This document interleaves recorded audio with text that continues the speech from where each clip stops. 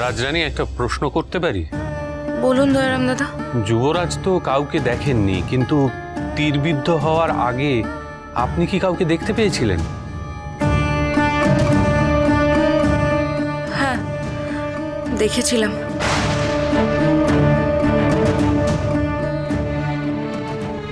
একটা জিনিস আমি লক্ষ্য করেছিলাম দয়ারাম দাদা, যে একখানা পদ্ম আমাদের দিকে ভেসে আসছিল।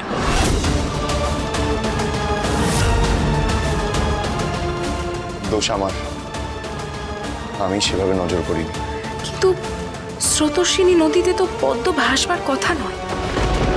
তার কিছুক্ষণের মধ্যেই দেখলাম একজন মানুষ উঠে তার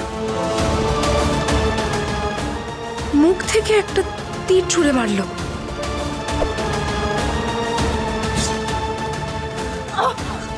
ভবানী! হায় হায়, কি সর্বনাশ, কি সর্বনাশ! আর বাকি ঘটনা তো সকলেই জানেন। পদ্ম ফুল, বেশ কিছু পাতা রয়েছে, এইভাবে জঙ্গলের মাঝপথে রাখা। কি ব্যাপার দেবানমশাই,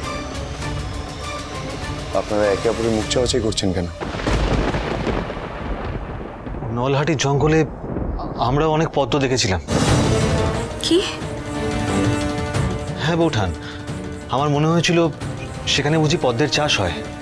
শুধু তাই নয়, আমাদের মনে হয়েছিল যে সেখানে কেউ ঘাঁটি গেড়েছিল। আমাদের আসার সংবাদ পেয়ে সত্তর সমস্ত কিছু গুটিয়ে অন্যত্র চলে গেছে। নলহাটিতেই তো ভিনরাজের দস্যুরা ঘাঁটি গেড়েছে। চরণদাস গুপ্তচরও তো এই একই খবর দিয়েছিলেন, তাই না? আচ্ছা দয়ারাম দাদা, বজরায় আমরা যেখানে ছিলাম সেটা নলহাটি থেকে কত দূর? বেশি দূর নয়। এখন তো মনে হচ্ছে ওই পদ্মর মধ্যেই রহস্য। পদ্মের মধ্যে? পদ্ম ফুলের মধ্যে আবার কি রহস্যের খোঁজ পাইলে তুমি? একবার ভেবে দেখো গো দিদি, সেই পদ্ম স্থির ছিল না, কিন্তু আমাদের দিকে ধেয়ে আসছিল। এখন তো মনে হচ্ছে এই শত্রু আর পদ্ম ফুলের কোনো যোগ আছে। হয়তো ব্যবহার করছিল পদ্ম ফুল। দয়ারাম দাদা, আপনি বরং যান, যেখানে আপনার মনে হয়েছিল পদ্ম ফুলের চাষ হচ্ছে সেখানে গিয়ে একটু খোঁজ নিন, আশেপাশেও একটু খোঁজ নিন। দেখবেন কোনো না কোনো সূত্র ঠিক মিলবে। আমার তো মনে হচ্ছে যে আমোদ ভ্রমণের জন্য আমরা বেরোইনি, আমাদের অন্য কোনো উদ্দেশ্য ছিল। এই খবরখানা শত্রুদের কাছে আগেই পৌঁছে গেছিল।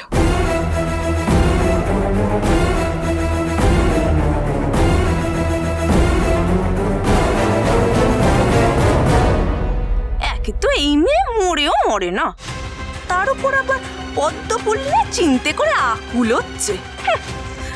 আর কি কি কি কইল? প্রমোদ ভবনে যায়নি? কি করতে গেছিল তবে? না না না না, খবর কানা তো আমাকে দিতে হচ্ছে। যাই যাই কে দে আসি। এই যে তোমরা দুজনে কেনে, ওদিকে তো যুবরাজ আর ওই মহারানী পদ্ম ফুলের সন্ধান করতেছে। ও কুড়িমা, ওই মেয়ে সে তো দিব্যি সুস্থ হয়ে গেছে জানো।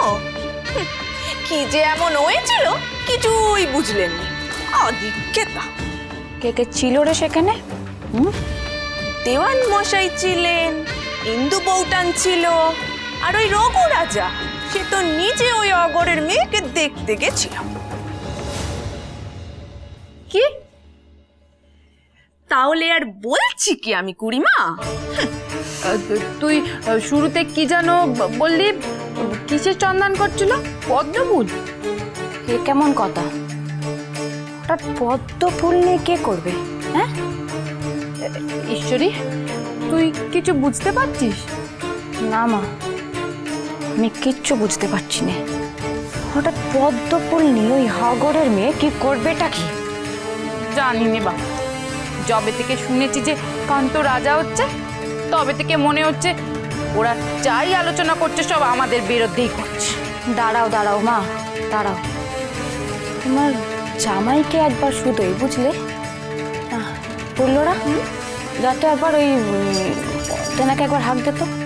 ঠিক বলেছো ঈশ্বরী দিদি, আমি কি ওনাকে বলছি যে ঈশ্বরী দিদি তেনাকে ডাকছে, ঠিক আছে?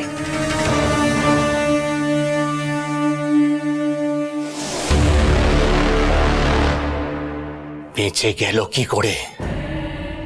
রামকান্ত আর ভবানী বেঁচে গেল কি করে?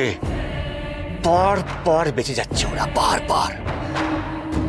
এত ছক কষা হলো, ভীমজির সাথে এত কথাবার্তা হলো, তাও ওরা বেঁচে গেল কি করে? আমার ইচ্ছা করছে দুজনের গলাটা নিজের হাতে টিপে দিই।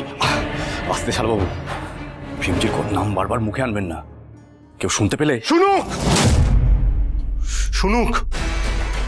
আমি পরবা করি না পরবা। আমার না আর সহ্য হচ্ছে না। মারবে নাকি?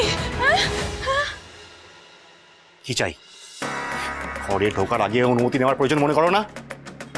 নাকি সব অনুমতি ওই রামকান্ত আর ভবানীর ঘরের বাইরে নেওয়া হয়? কি যে বলো তুমি পেশার দাদা, মানে আমি কি আর ওদের লোক? ওদের অনুমতি নিতে আমার বইই গেছে। হ্যাঁ, যাই হোক, আমি এসেছিলাম ঈশ্বরী দিদি জামাই ঠাকুরকে ডাকছেন সেই কথাটাই বলতে। আর ঠিক আছে, তুমি যাও, আমি ঠিক চলে যাবো।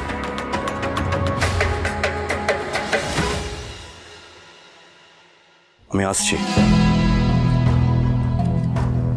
মাথা ঠান্ডা করুন, আর আমি খবর নিয়ে জানাচ্ছি আপনাকে বাকি খবরগুলো।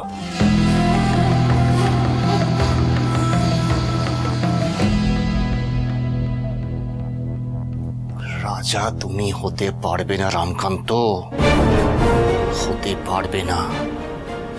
ভবানী বৌঠান যতই তোমায় রক্ষে করুক, আমি তোমায় রাজা হতে দেব না, কিছুতেই না।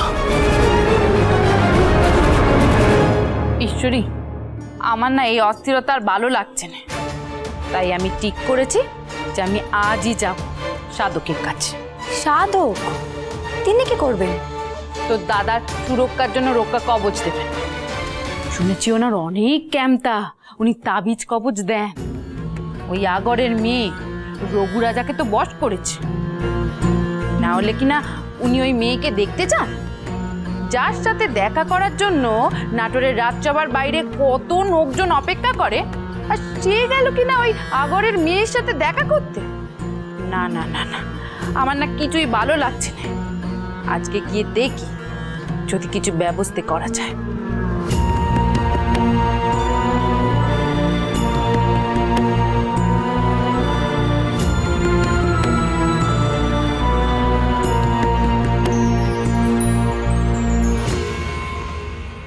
দেহ কাণ্ড, যেই তিমিরে খাড়ায় আসিলা সেই তিমিরেই তো হলো খাড়ায় আসো দেখতে পাইতেছি।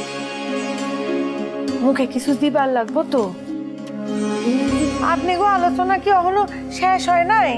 হ্যাঁ, তো বিশ্রাম নিব।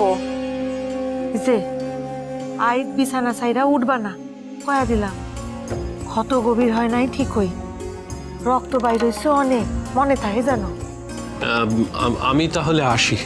কেন দেওয়ান মশাই, চললেন কই? আমি আইলাম আর আপনার যাওনের সময় হইয়া গেল?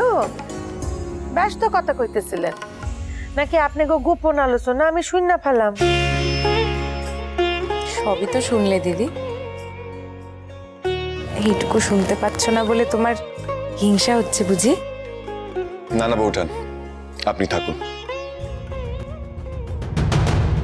বিশতির যে ভিন রাজ্যের দস্যুরা মেরেছিল সেই প্রমাণ জোগাড় করার প্রয়োজন, আমরা তাই নিয়ে আলোচনা করছিলাম।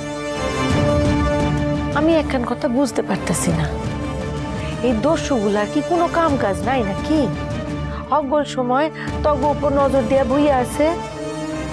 আগে তো শুনতাম হ্যাগো কাম হইল গিয়া লুটপাট করা, খালি খালি মানুষ মারা হ্যাগো কাম নয়। তয়